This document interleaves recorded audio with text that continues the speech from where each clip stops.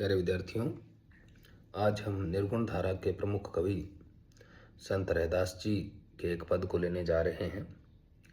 ये पद राग सोरठी में है। रथ को चतुर चरावनहारो। इसकी टेक इस प्रकार से है। रथ को चतुर चरावनहारो, खिण हाके खिण ऊबो राखे, नहीं आन को सारो। तो रैदास जी ने इसमें शरीर को रथ के तुल्य बताया है और इसको चलाने वाली जो आत्मा है वो इसकी सारथी है। जैसे रथ को सारथी चलाता है उस तरह से इस शरीर के रथ को भी आत्मा रूपी सारथी चलाता है। तो इसी को समझाया इस पद में आपने। आप कहते हैं रथ को चतुर चरावन हारो। को का अर्थ है कौन। को का अर्थ है कौन। रैदास जी कहते हैं कि इस रथ को, इस रथ का मतलब है इस शरीर के रथ को, इस रथ को चलाने वाला चतुर कौन है। इस रथ को चलाने वाला कौन है। बहुत ही चतुर होगा, बहुत ही समझदार होगा, बहुत ही बुद्धिमान होगा जो इस शरीर रूपी रथ को चला रहा है। खिण हाके खिण उबो रखे। कभी तो इस शरीर रूपी रथ को वह किसी क्षण, खिण का मतलब किसी क्षण, किसी क्षण वह उसको चलाता है। हाँकने का मतलब होता है चलने के लिए कहना। किसी क्षण वह इस शरीर के रथ को चलने के लिए कहता है।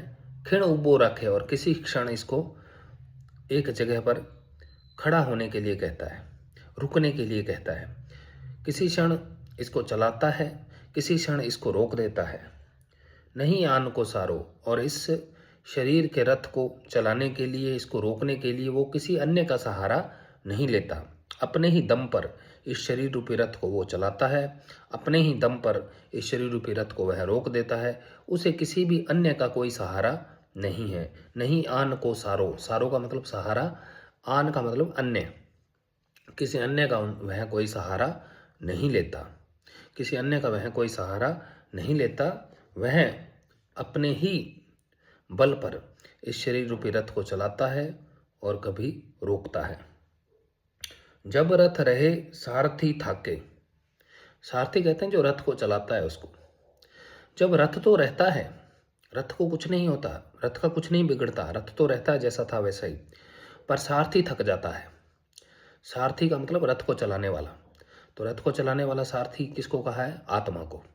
जैसे हमारा शरीर है, इसमें आत्मा होती है। जब तक आत्मा है तभी तक शरीर जीवंत है और शरीर चलता है। आत्मा जब इस शरीर से, इस देह से निकल जाती है तो शरीर तो रह जाता है, परंतु वह फिर चलता फिरता नहीं है। उसमें कोई स्फुरण, कोई गति, कोई स्पंदन शेष नहीं बचता है। तो वही बात रैदास जी कह रहे हैं, जब रथ रहे सारथी थाके, तब को रथ ही चलावे। जब रथ तो रहता है, शरीर तो यहीं रहता है, लेकिन सारथी थक जाता है, आत्मा थक जाती है जो उसको चलाती है।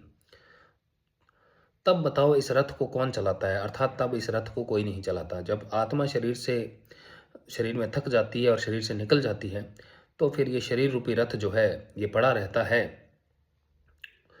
तब इस शरीर रूपी रथ को कोई नहीं चलाता, क्योंकि शरीर रूपी रथ को चलाने वाला कौन है? आत्मा रूपी सारथी। तो आत्मा रूपी सारथी जब थक जाता है तो रथ रूपी शरीर तो पड़ा रहता है, परंतु उसको चलाने वाला कोई भी बचता नहीं है। तब उसे कोई नहीं चलाता, तब देह पड़ी रहती है, मिट्टी है वो। नाद विनोद सबे ही थाके। नाद और बिंदु, इन दोनों से ही शरीर का निर्माण होता है। ऐसा योगी भी मानते हैं, ऐसा सिद्ध भी मानते हैं कि ये जो संसार है यह नाद और बिंदु दोनों के मेल से निर्मित हुआ है। नाद क्या है? नाद है ध्वनि। वो ध्वनि जो ब्रह्मांड में हो रही है, जिसको हम कहते हैं एक ओमकार। ओमकार की ध्वनि जो है वो नाद है। और बिंदु का अर्थ है वीर्य। वीर्य और नाद, इन दोनों के मिश्रण से, इन दोनों के संयोग से ही शरीर की उत्पत्ति होती है। वीर्य के कण से शरीर का निर्माण होता है और नाद जो ध्वनि है ओमकार की, उससे आत्मा का, प्राण का निर्माण होता है।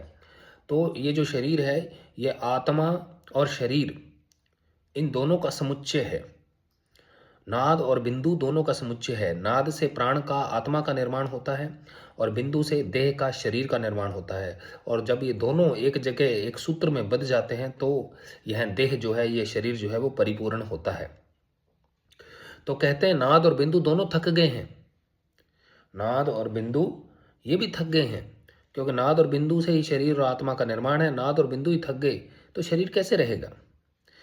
तो नाद और बिंदु दोनों थक गए हैं। मन मंगल नहीं गावे। नाद बिंदु के थक जाने पर फिर मन जो है वो खुशी के, प्रसन्नता के गीत नहीं गा सकता। मन प्रसन्नता के गीत तभी गाता है जब नाद और बिंदु संयुक्त है, नहीं तो देह जो है वो खंड खंड होने लगती है, नष्ट होने लगती है, क्योंकि नाद बिंदु से ही देह का निर्माण हुआ है, पूरे ब्रह्मांड का निर्माण हुआ है। 5 तत्व को यह रथ साज्यो, ये शरीर जो है ये 5 तत्वों से बना है। ये इस रथ को 5 तत्वों से निर्मित किया गया है।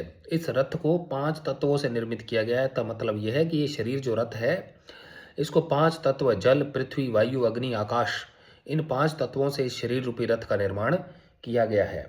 अर्धे ऊर्ध निवासा। अर्ध ऊर्ध का मतलब क्या है? ऊर्ध का मतलब है ऊपर, अर्ध का मतलब है नीचे। ऊपर और नीचे जो है उस परम शक्ति का निवास है। नीचे और ऊपर परम शक्ति का निवास है। परम शक्ति का मतलब है कुंडलिनी महाशक्ति।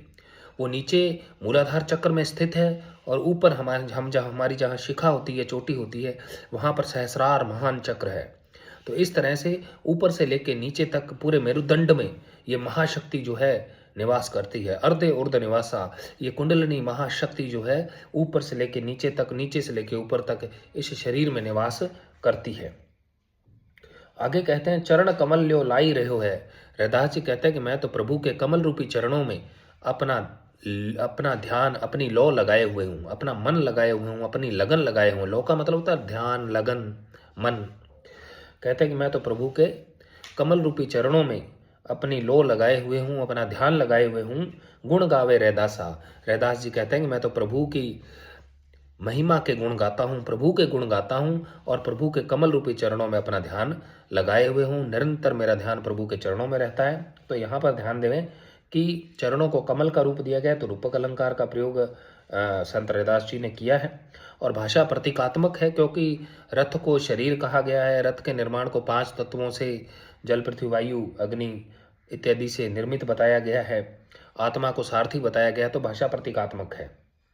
और रूपक अतिशयोक्ति का भी इसमें अच्छा खासा प्रयोग संत रैदास जी ने किया है।